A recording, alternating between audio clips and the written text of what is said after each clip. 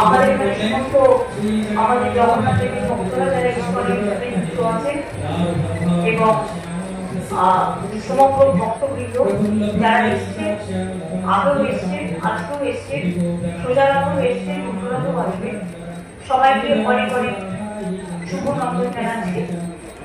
আমিও সোজারাতে আসতে পারিনি বলে, কারণ আমি যেহেতু প্রথম আমাদের রথযাত্রা হলো জগন্নাথ ধামে দীঘায়, তাই সেখানে আমরা ছিলাম বলে আসতে পারিনি বলেই আজকে আমার এখানে দর্শন করতে আসা। আপনারা অনুরোধ ভালো করে শান্তিপূর্ণভাবে করুন। আপনাদের সকলের জন্য অনেক শুভেচ্ছা রইল।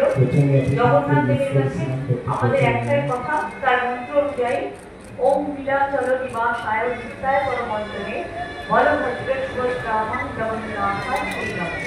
তে নমঃ তে নমঃ জগন্নাথায় সেই নমঃ।